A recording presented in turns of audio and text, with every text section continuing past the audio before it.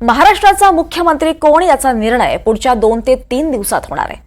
महाराष्ट्र भाजपच्या नेत्यांनी देवेंद्र फडणवीसच मुख्यमंत्री होणार असल्याचं म्हटलंय, तर शिवसेनेच्या नेत्यांनी शिंदेंना मुख्यमंत्रीपद द्यावं अशी मागणी केली आणि त्यामुळे भाजपचं केंद्रीय नेतृत्व काय निर्णय घेणार याची उत्सुकता अख्ख्या महाराष्ट्राला लागून राहिली आहे। पाहूयात एक रिपोर्ट। आम्हाला असं वाटतं की एकनाथ शिंदे साहेबांचा चेहरा या राज्याला मुख्यमंत्री म्हणून जाहीर व्हावा। एक कार्यकर्ता म्हणून मला सुद्धा असं वाटतं की मी भारतीय जनता पार्टीचा कार्यकर्ता आणि या राज्याचा मुख्यमंत्री हा भारतीय जनता पार्टीचा असावा। मुख्यमंत्री कोणाचा? 132 आमदार असलेल्या भाजपचा की 57 आमदार असलेल्या शिवसेनेचा? मुख्यमंत्री पदाच्या रेसमध्ये सध्या तरी देवेंद्र फडणवीस आणि एकनाथ शिंदे हे दोनच चेहरे आहेत। मात्र या दोघांपैकी कोण याची उत्सुकता ताणली गेली आहे। भाजपचा स्ट्राईक रेट सर्वाधिक आहे। भाजपचे स्वतःचे आणि मित्र पक्षाचे मिळून 138 आमदार आहेत। विधानसभेच्या प्रचारावेळी देवेंद्र फडणवीस हेच भाजपचा एकमेव चेहरा होते। देवेंद्र फडणवीस यांना महाराष्ट्रातल्या मतदारांचीही मान्यता मिळाली आहे। भाजपची मतं अजित पवार आणि एकनाथ शिंदेंकडे वळल्यामुळेच महायुतीला जोरदार यश मिळाल्याचं भाजपच्या नेत्यांचं म्हणणं आहे। भाजपनं मध्य प्रदेशातून लाडकी बहीण योजना आणली आणि त्याचीच अंमलबजावणी केली, त्यामुळेच निवडणुकीवर सर्वात मोठा परिणाम झाला। राष्ट्रीय स्वयंसेवक संघानं केलेल्या कामामुळे महायुती घरोघरी पोहोचण्यात मदत झाली। राष्ट्रीय स्वयंसेवक संघानंही देवेंद्र फडणवीस यांच्या नावाला पाठिंबा दिल्याची माहिती आहे। त्यामुळे मुख्यमंत्री पदावर भाजपचाच अधिकार असल्याचं भाजप नेत्यांचं म्हणणं आहे।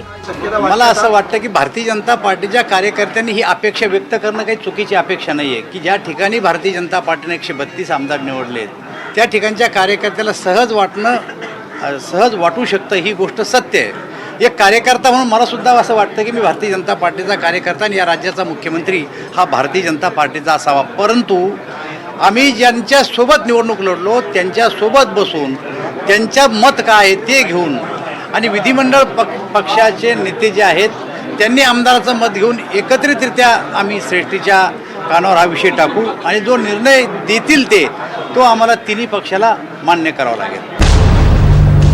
दुसरीकडे एकनाथ शिंदेंना पुन्हा मुख्यमंत्रीपद मिळावं यासाठी शिवसेनेचे आमदारही आग्रही आहेत। विधानसभा निवडणूक एकनाथ शिंदेंच्या नेतृत्वात लढली गेली। सर्वसमावेशक आणि मराठा चेहरा असल्यामुळे एकनाथ शिंदेंना मतदारांनी पसंती दिली। एकनाथ शिंदे यांचं नेतृत्व आणखी वर्षभर राहिलं तर स्थानिक स्वराज्य संस्थांच्या निवडणुकीमध्ये उद्धव ठाकरे यांची आणखी पिछेहाट होईल असं शिवसेनेच्या आमदारांचं म्हणणं आहे। त्यामुळेच महाराष्ट्रात बिहार पॅटर्न राबवून एकनाथ शिंदेंनाच मुख्यमंत्री करण्याची मागणी नरेश म्हस्केंनी केली आहे। माननीय मुख्यमंत्री एकनाथ शिंदे साहेब यांच्या नेतृत्वाखाली या निवडणुका लढल्या गेल्या।